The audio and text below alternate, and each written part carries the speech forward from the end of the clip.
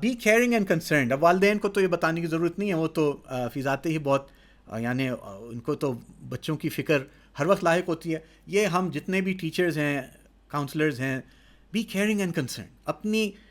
اپنی فکر اور ان کے لیے جو آپ کی خیر خواہی آپ کے دل میں ہے اس کا اظہار کریں، ان کو شو کریں کہ میں آپ کا کتنا زیادہ خیر خواہ ہوں اور کتنی مجھے فکر ہے آپ کی. اچھا، بی پرو ایکٹیو.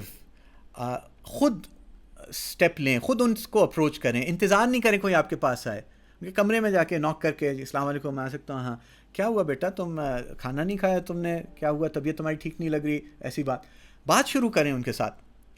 ٹیچرز بھی اسی طرح سے، بیٹا what happen, it seemed like you are not paying attention class, is everything okay, did you get enough slip?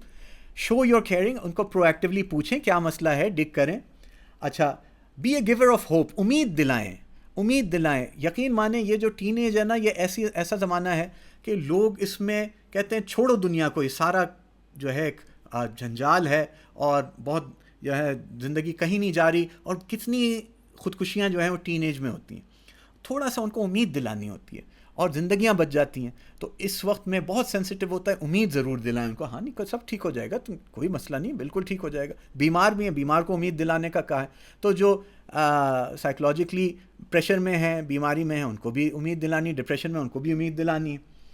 اور be prepare to follow up, کہ اس کے بعد آپ اس کی تطبیق بھی کریں.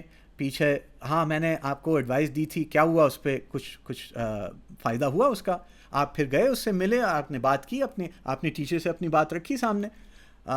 ہفتہ گزر گیا، 3 دن گزر گئے، جو بھی وقت گزرا، تو پھر دوبارہ فالو اپ کریں تاکہ وہ معاملہ وہ کہیں گے ہاں آپ نے بہت اچھا مجھے سمجھایا تھا، بالکل صحیح ہو گیا، اللہ کے فضل سے سارا مسئلہ حل ہو گیا. پھر آپ کے لیے بھی جیت ہو گئی. تو be available, be approachable, be a good listener, be trustworthy, be caring and concerned, be proactive, be a giver of hope, and be prepare to follow up. And this will make us much better مربیز. تو انشاءاللہ اس پر میں بھی عمل کروں، آپ بھی عمل کریں، اور اپنے بچوں کے لیے ہم موجود ہوں.